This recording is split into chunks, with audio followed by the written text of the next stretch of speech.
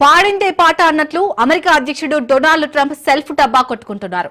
భారత్ పాకిస్తాన్ మధ్య ఇటీవల జరిగిన యుద్ధంపై మరోసారి వ్యాఖ్యలు చేశారు. ఇరు దేశాలు అణుయుద్ధం వరకు వెళ్లాయని, తానే కల్పించుకొని ఆపానని చెప్పారు.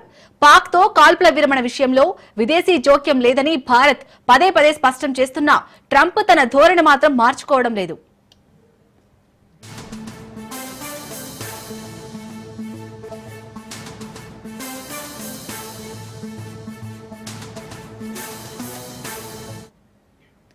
పహల్గామ్ ఉగ్రదాడి తర్వాత భారత్ పాక్ల మధ్య ఉద్రిక్తతలు తీవ్ర స్థాయికి చేరాయని వ్యాఖ్యానించారు. ఓ దశలో ఇరు దేశాలు అణ్వాయుధ దాడులకు సిద్దమయ్యాయని చెప్పారు. దాంతో తాను కల్పించుకోవాల్సిన వచ్చిందని, యుద్ధం వెంటనే ఆపకపోతే ఇరు దేశాలతో అమెరికా ఎలాంటి వ్యాపార సంబంధాలు కుదుర్చుకోబోదని హెచ్చరించారని వివరించారు.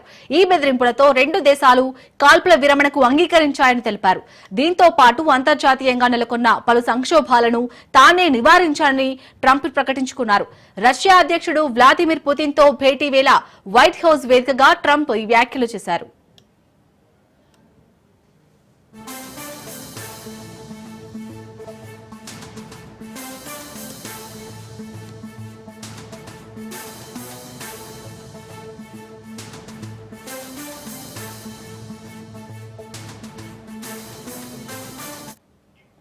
పాడిందే పాట అన్నట్లు అమెరికా అధ్యక్షుడు డొనాల్డ్ ట్రంప్ సెల్ఫ్ డబ్బా కొట్టుకుంటున్నారు. భారత్ పాకిస్తాన్ మధ్య ఇటీవల జరిగిన యుద్ధంపై మరోసారి వ్యాఖ్యలు చేశారు. ఇరు దేశాలు అణుయుద్ధం వరకు వెళ్లాయని, తానే కల్పించుకొని ఆపాడని చెప్పారు. పాక్ తో కాల్పుల విరమణ విషయంలో విదేశీ జోక్యం లేదని భారత్ పదే పదే స్పష్టం చేస్తున్నా ట్రంప్ తన ధోరణి మాత్రం మార్చుకోవడం లేదు.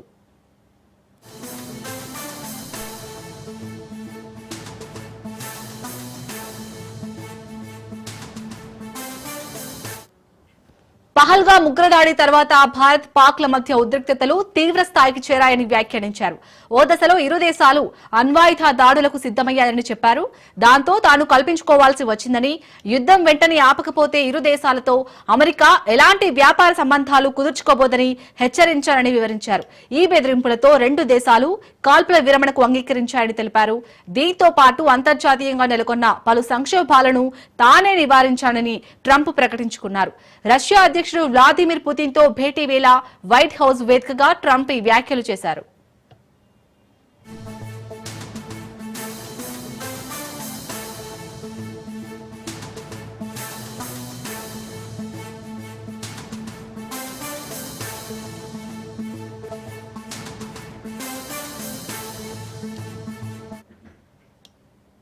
డెబ్బై 79వ స్వాతంత్ర దినోత్సవం సందర్భంగా ఎర్రకోట పై నుంచి జాతిని ఉద్దేశించి ప్రసంగించిన ప్రధాని నరేంద్ర మోదీ పాకిస్తాన్ కు తీవ్ర స్థాయిలో హెచ్చరికలు జారీ చేశారు. పాకిస్తాన్ నుంచి వస్తున్న అణు బెదిరింపులను భారత్ ఎంత మాత్రం సహించబోదని ఆయన స్పష్టం చేశారు. అదే సమయంలో దశాబ్దాలుగా అమల్లో ఉన్న సింధు జలాల ఒప్పందాన్ని ఇకపై భారత్ అంగీకరించబోదని సంచలన ప్రకటన చేశారు. దేశ రాజధాని ఢిల్లీలోని చారిత్రాత్మక ఎర్రకోటపై వరుసగా 12వసారి జాతీయ పతాకాన్ని ఆవిష్కరించిన అనంతరం ప్రధాని మాట్లాడారు. ఏప్రిల్ 22న జరిగిన పహల్గామ్ ఉగ్రదాడి నేపథ్యంలో సింధు జలాల ఒప్పందాన్ని నిలిపివేసిన విషయాన్ని ఆయన గుర్తు చేశారు. నీళ్లు, రక్తం ఎప్పటికీ కలిసి ప్రవహించవు అని పునరుద్ఘాటించారు. మన దేశానికి చెందిన నీటిని పాకిస్తాన్ తో పంచుకోవడాన్ని తీవ్రంగా వ్యతిరేకిస్తున్నట్లు తెలిపారు. మన భూములు దాహంతో అల్లాడుతుంటే శత్రువుల నేలలను తడపటానికి మన నీటిని వాడుకున్నారు. ఇకపై ఆ పరిస్థితి ఉండదు. భారతదేశానికి చెందిన నీటిపై మనకు, మన రైతులకు పూర్తి హక్కు ఉంటుంది. దేశ రైతుల సంక్షేమం కోసం సింధు జలాల ఒప్పందాన్ని మేం అంగీకరించడం లేదు అని ప్రధాని మోదీ ఎర్రకోట వేదికగా తేల్చి చెప్పారు.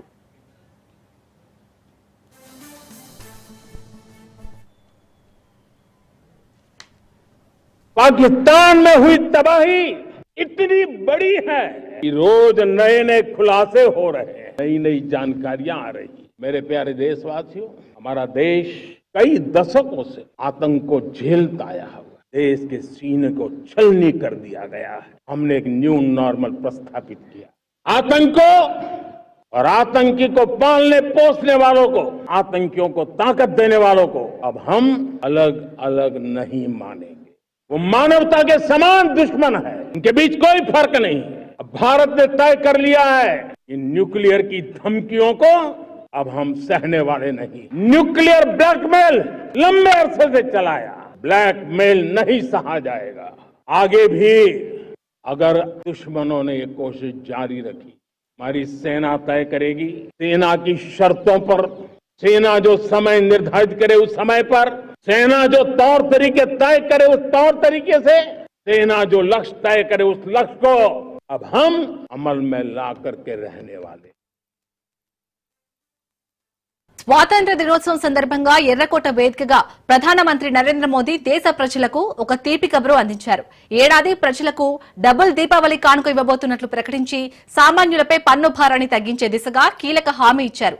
ముఖ్యంగా నిత్యం ఇంట్లో వాడే వస్తువులపై వస్తు సేవల పన్నుని భారీగా తగ్గించనున్నట్లు ఆయన స్పష్టం చేశారు. జాతిని ఉద్దేశించి ప్రసంగించిన ప్రధాని మోదీ ఈ దీపావళికి డబుల్ దీపావళిని జరిపించబోతున్నారని అన్నారు. దేశ ప్రజలకు ఒక పెద్ద బహుమతి అందబోతోంది. సాధారణ గృహ వినియోగ వస్తువులపై జీఎస్టీలో భారీ కోత ఉంటుందని అన్నారు. ప్రస్తుతం ఉన్న జీఎస్టీ రేట్లను సమీక్షించడం తక్షణ అవసరమని ఆయన అభిప్రాయపడ్డారు. సామాన్యులపై పన్ను భారం తగ్గించే లక్ష్యంతో ప్రభుత్వం కొత్త తరం జీఎస్టీ సంస్కరణలను సిద్ధం చేస్తుందని మోదీ వెల్లడించారు.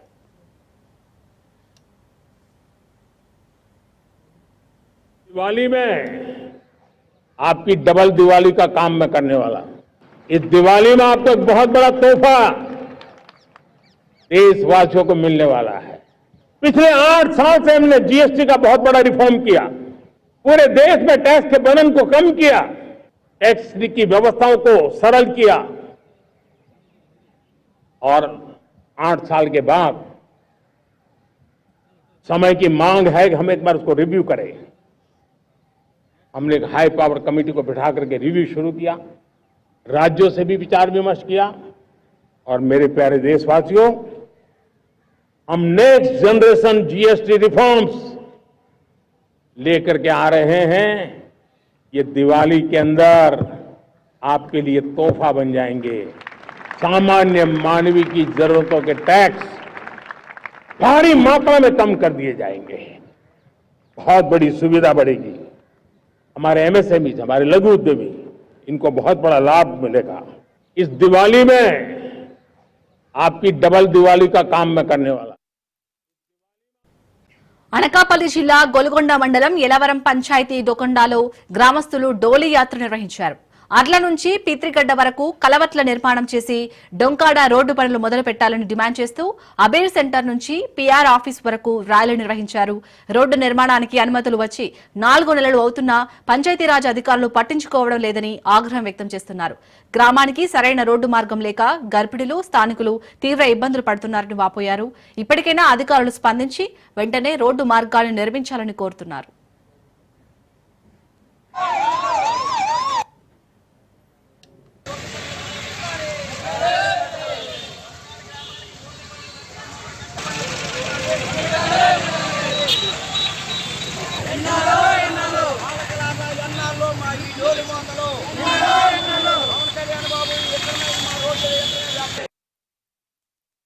నా పేరు కె గోవిందరావు అండి. ఆదివాసీ గిరిజన సంఘం 5వ షెడ్యూల్ సాధన కమిటీ జిల్లా గౌరవాధ్యక్షుడు అండి. ఈరోజు అనకాపల్లి జిల్లా పరిధిలో ఈరోజు డోలి గ్రామాలు నివారణ కొరకు గౌరవ పవన్ కళ్యాణ్ గారు మొన్న ఈ 3 రోజుల క్రితమే పత్రికా సమావేశం ఏర్పాటు చేశారు. అధికారులు కూడా రివ్యూ సమావేశం ఏర్పాటు చేశారు. రోడ్లు నిర్మాణం వెంటనే ప్రారంభించాలని చెప్పారు. ఇక నర్సీపట్నం గొలుగొండ మండలంలో ఉన్నటువంటి డొంకాడ గ్రామానికి 2023లో ఐపై పాయింట్ నిధుల నుంచి 1,35,00,000 రూపాయల నిధులు మంజూరు చేశారు బీటీ రోడ్డు. దానికి 4వ నెలలోని గౌరవ జిల్లా కలెక్టర్ గారు ఫారం 1 విడుదల చేశారు. ఇది ఫారెస్ట్ అధికారులకు ఆడుకోవడం పంపించారు. ఇప్పుడు నర్సీపట్నంలో ఉన్న ఫారెస్ట్ అధికారులు క్లియరెన్స్ లెటరు మన ఈఈ గారికి ఇవ్వాలని చెప్పేసి ఇక్కడ ఉన్నటువంటి డిఈ గారు చెప్తాను. ఇప్పుడు అంటే ఒక రోడ్డు ప్రారంభించాలంటే కనీసం 2 సంవత్సరాల పాటు పట్టింది. ఇక్కడ ఈ ఫారెస్ట్ డిపార్ట్మెంట్ మేము క్లియరెన్స్ ఇచ్చామని వాళ్ళు చెప్తున్నారు, ఇక్కడికి వస్తే క్లియరెన్స్ ఇవ్వలేదని వీళ్ళు చెప్తున్నారు. నా పేరు అడిగర్ల రాజు, సిఐటి జిల్లా కార్యదర్శిని. నర్సీపట్నం రెవెన్యూ గ్రామానికి కోతవేట దూరంలో ఉన్న డొంకాడు గ్రామం ఆదివాసీలు పీటీజీ కుటుంబాల్లో జీవనం చేస్తున్నారు. వాళ్ళకి ఇప్పటికీ కూడా రోడ్డు సౌకర్యం లేక పిల్లల స్కూల్ పంపించడానికి, హాస్పిటల్కి, నిత్యావసరాలు రోజువారీ అవసరాలు తీర్చుకోవడానికి చాలా ఇబ్బంది పడుతున్నారు. దీనికోసం అనేకేళ్లుగా పోట్లాడుతున్న ప్రభుత్వ అధికారులు ఏదో రకమైన ఆటంకాలు చూపి రోడ్డు పనులు ప్రారంభించట్లేదు. దీన్ని మేము తీవ్రంగా ఖండిస్తున్నాం. గిరిజనులకి కనీసం రోడ్డు సౌకర్యం కూడా కల్పించలేని పరిస్థితిలో ఉండడాన్ని మేము తీవ్రంగా ఖండిస్తున్నాం. ఇప్పటికైనా అధికారులు స్పందించి ప్రభుత్వం మంజూరైన రోడ్లు పనులు ప్రారంభించాలి. ఎటువంటి చిన్నపాటి ఆటంకాలు ఉన్నా సరే కానీ తక్షణమే క్లియర్ చేసి పనులు ప్రారంభించాలని మేము అడుగుతున్నాం. ఎందుకంటే మీరు ప్రధానమంత్రులు, మంత్రులు, ముఖ్యమంత్రులు పర్యటనకు వెళ్తే ఆగమేఘాలమైన రాత్రి రోడ్లు వేస్తారు. ఏ క్లియరెన్స్ లేకపోయినా రోడ్లు వేసేస్తారు. లేదా ఇతరులు ఆక్రమణలు చేస్తే రోడ్లు వేస్తారు. దానికి ఎటువంటి పర్మిషన్ అక్కర్లేదు. కానీ సామాన్య ప్రజలకు మాత్రం పర్మిషన్లతోటి ఆటంకాలు పరుస్తున్నారు. దీన్ని మేము తీవ్రంగా ఖండిస్తున్నాం. మెరుగైన ఫలితాలు సాధిస్తున్న విద్యార్థులకు తాను ఎప్పుడూ అండగా ఉంటారని మంత్రి నారా లోకేష్ మరొకసారి రుజువు చేసుకున్నారు. అహర్నిశలు కష్టపడి ఐఐటి, ఎన్ఐటి ర్యాంకర్లకు ఇంటర్ మార్కుల మెమో విషయంలో తలెత్తిన ఇబ్బందుల విషయంలో నారా లోకేష్ స్పందించారు. 25 మంది దివ్యాంగ విద్యార్థుల భవిష్యత్తును కాపాడిన మంత్రి లోకేష్ నేడు నీట్ ర్యాంకర్ సాధించిన విద్యార్థికి అండగా నిలిచారు. ఇంటర్లో ఇంగ్లీష్ సబ్జెక్టుకు హరిహర బ్రహ్మారెడ్డి అనే విద్యార్థి మినహాయింపు పొందాడు. అయితే నీట్ లో సబ్జెక్ట్స్ తప్పనిసరి కావడంతో ఏం చేయాలో అర్థం కాని పరిస్థితిలో మంత్రి నారా లోకేష్ ను ఆశ్రయించారు. స్పందించిన లోకేష్ ప్రత్యేక జీవో ద్వారా మెడికల్ సీటుకు మార్గం సుగమం చేశారు.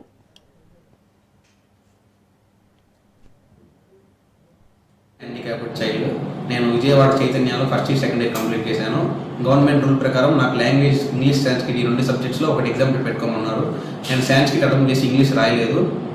నేను నీట్ ఎగ్జామ్ రాశాను. నేను బైపీసీ నీట్ ఎగ్జామ్ రాశాక నాకు ఎన్ఎంసీ రూల్స్ ప్రకారం ఇంగ్లీష్ ఎగ్జామ్ ఖచ్చితంగా ఉండాలని తెలిసింది. నాకు తర్వాత ఏం చేయాలో తెలియలేదు.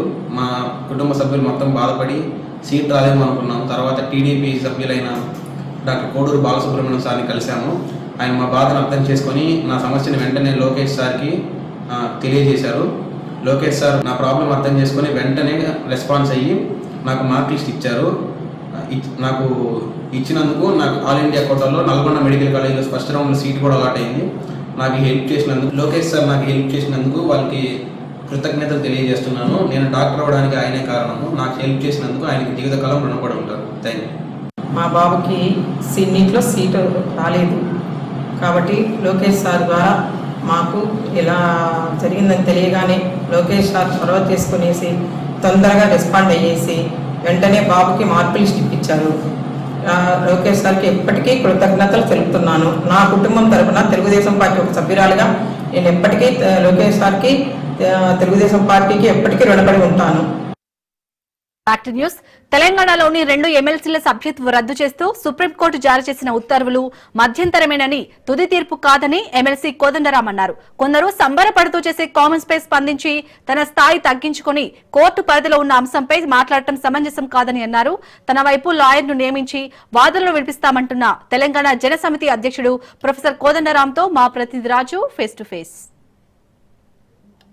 తెలంగాణకు సంబంధించినటువంటి 2 ఎమ్మెల్సీల గవర్నర్ కోటా ఎమ్మెల్సీలకు సంబంధించి వివాదం చెలరేగుతూ ఉంది. ఒకవైపు సుప్రీంకోర్టు మధ్యంతర ఉత్తర్వులను జారీ చేసినటువంటి పరిస్థితి ఉంది. ప్రస్తుతం మనతో పాటు ఎమ్మెల్సీ ప్రొఫెసర్ కోదండరాం గారు ఉన్నారు. సార్, ఈ మధ్యంతర ఉత్తర్వులను ఎట్లా చూస్తారు? దీనిపైన ఎలా స్పందిస్తారు సార్? కోర్టు పరిధిలో ఉన్న విషయం మీద మనం మాట్లాడటం సమంజసం కాదు.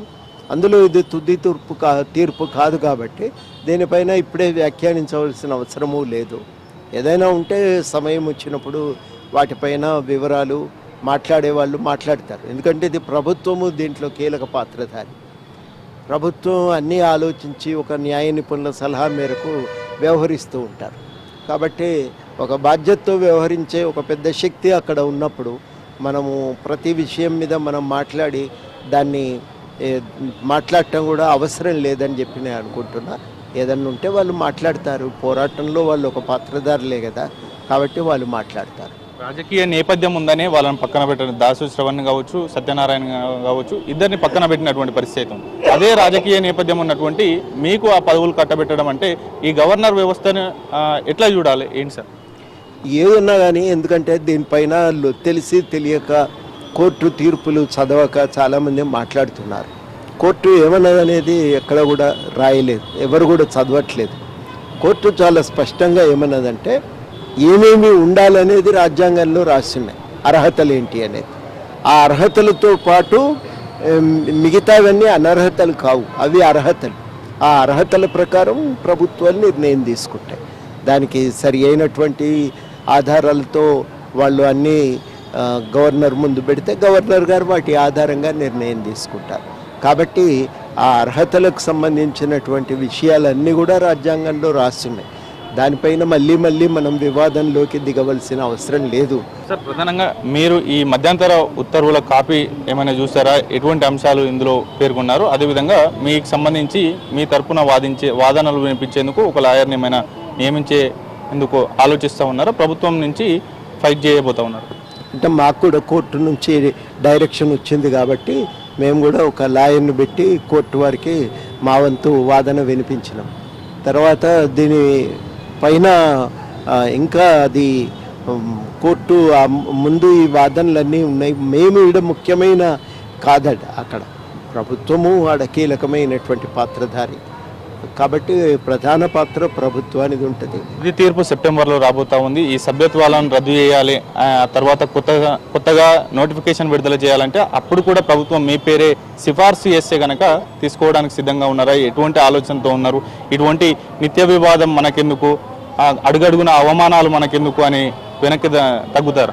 ఈ అన్ని విషయాల మీద ఇప్పుడు మాట్లాడటం కూడా మంచిది కాదు. ఇది ప్రిమెచ్యూర్ అవుతుంది, తొందరపాటు అవుతుంది.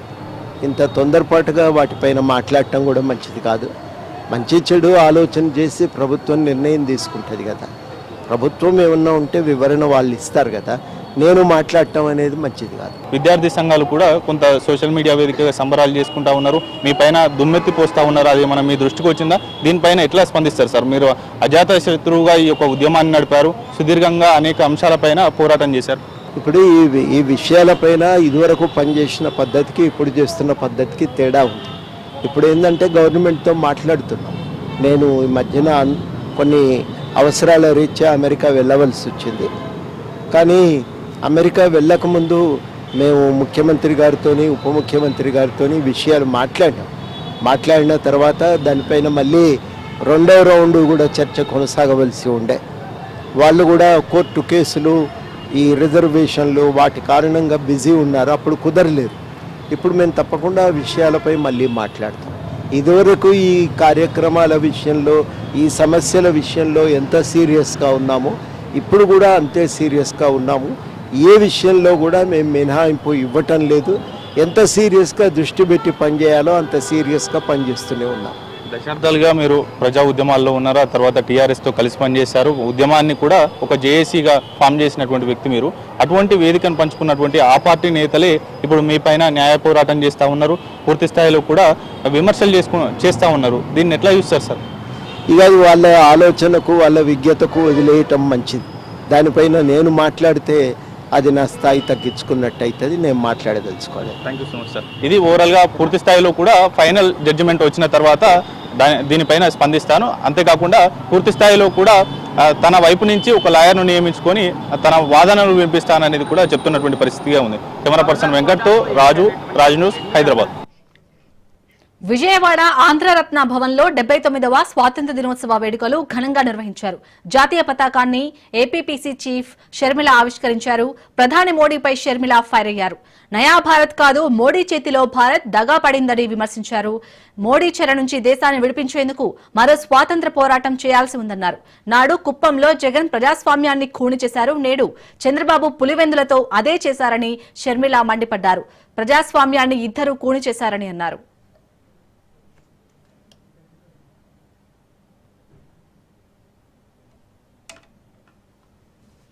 రాష్ట్ర ప్రజలందరికీ, దేశ ప్రజలందరికీ 79వ స్వాతంత్ర దినోత్సవ శుభాకాంక్షలు. ఈనాడు మనం అనుభవిస్తున్న ఈ స్వాతంత్రం ఎంతోమంది మహనీయుల త్యాగఫలం.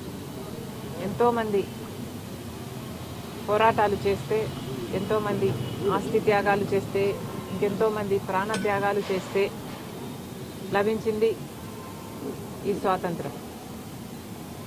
వాళ్ళందరికీ కూడా స్వాతంత్రం కోసం త్యాగాలు చేసిన వారందరికీ కూడా కాంగ్రెస్ పార్టీ తరఫున మేమందరము ఘనంగా నివాళులు అర్పిస్తున్నాం.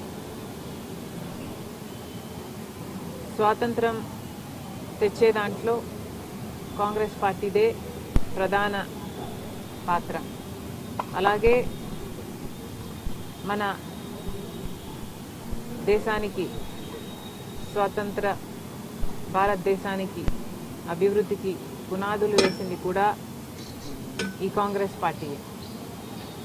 మరొకసారి మీ అందరి సమక్షంలో ఈ సందర్భంగా కాంగ్రెస్ పార్టీ అప్పుడే కాదు ఇప్పుడు కూడా రాహుల్ గాంధీ గారి నాయకత్వంలో దేశం కోసం, ప్రజల కోసం, రాజ్యాంగం కోసం కట్టుబడి ఉంటుంది. ఎంతటికైనా ఏ పోరాటానికైనా తెగించి ఉన్నామని మరొకసారి మాటిస్తున్నాం. సికింద్రాబాద్ బోయిన్పల్లిలో మాజీ మంత్రి మల్లారెడ్డి నివాసంలో స్వాతంత్ర దినోత్సవ వేడుకలు ఘనంగా జరిగాయి. మాజీ మంత్రి మల్లారెడ్డి త్రివర్ణ పతాకాన్ని ఆవిష్కరించారు. వానలు ఇక చాలు అంటూ ఎమ్మెల్యే మల్లారెడ్డి వరుణదేవుణ్ణి వేడుకున్నారు. పాడి పంటలు పండాలంటే ఈ వర్షాలు చాలన్నారు.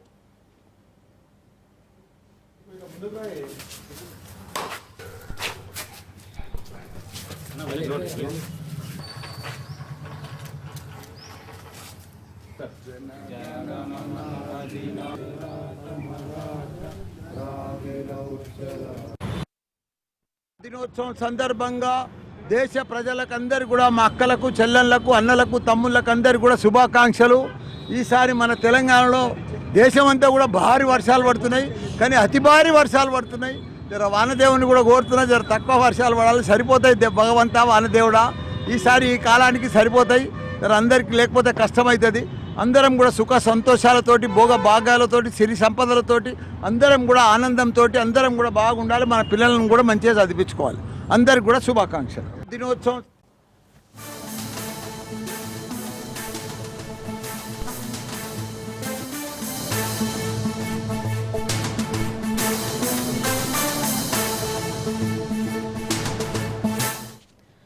కన్న తల్లిని చివరి సమయంలో కంటికి రెప్పలా కాపాడుకోవాల్సిన తనయుడే కర్కశంగా వ్యవహరించి సభ్య సమాజమే తలదించుకునేలా చేశాడు ఒక తనయుడు. పెన్షన్ డబ్బులు వివరాలు చెప్పాలంటూ తల్లిని ఇంట్లో నుంచి గెంటేసిన హృదయ విదారక సంఘటన కరీంనగర్ జిల్లా శంకరపట్నం మండలంలో చోటు చేసుకుంది.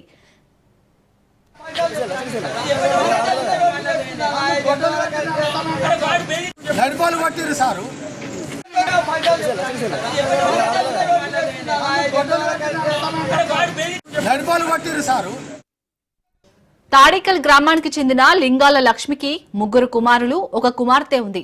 లక్ష్మి, మల్లయ్య దంపతులు కష్టపడి 25 ఎకరాల భూమిని సంపాదించి తమ కుమారులకు, కుమార్తెకు ఇచ్చేశారు. భర్త మల్లయ్య చనిపోవడంతో లక్ష్మి కుమారుల వద్ద జీవనం కొనసాగించింది.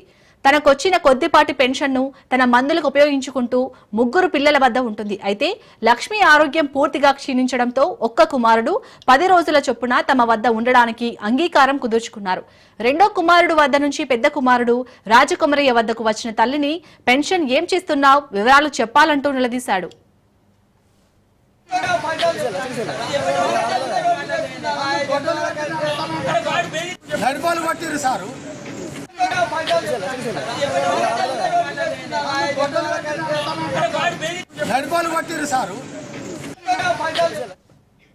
పెన్షన్ డబ్బులు ఇస్తేనే తన వద్ద ఉంచుకుంటానని, అప్పటి వరకు ఇంట్లోకి రావద్దంటూ కన్న తల్లిని ఇంట్లో నుంచి బయటకు గంటేశాడు.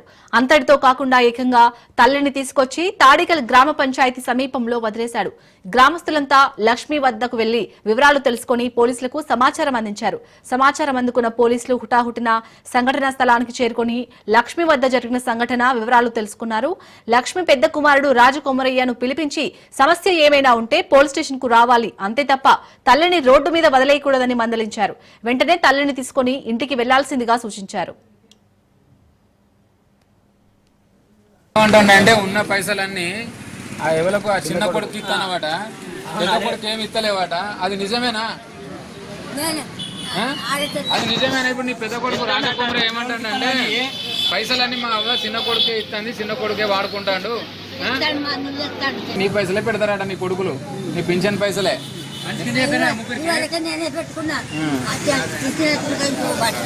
కొడుకే కొట్టినా, కూడల్లో కొట్టిందా? ఏమంటాడంటే ఉన్న పైసలన్నీ ఆ ఎవలకు ఆ చిన్న కొడుకు ఇస్తాను. సిద్దిపేట పోలీస్ పరేడ్ గ్రౌండ్ లో 79వ స్వాతంత్ర్య దినోత్సవం వేడుకలు ఘనంగా నిర్వహించారు. త్రివర్ణ పతాకాన్ని మంత్రి పొన్నం ప్రభాకర్ ఆవిష్కరించారు. అనంతరం మంత్రి పొన్నం ప్రభాకర్ పోలీసుల గౌరవ వందనం స్వీకరించారు. ప్రజాపాలనలో అర్హులైన ప్రతి ఒక్కరికి రేషన్ కార్డులను పంపిణీ చేస్తున్నామని పొన్నం ప్రభాకర్ తెలిపారు. నియోజకవర్గానికి 3500 ఇందిరమ్మ ఇండ్ల చొప్పున 5 లక్షల ఆర్థిక సాయం అందిస్తున్నామని ఆయన తెలిపారు. తెలంగాణను అన్ని రంగాల్లో ముందుకు తీసుకెళ్లేందుకు ప్రభుత్వం సంకల్పం తీసుకుందని చెప్పారు.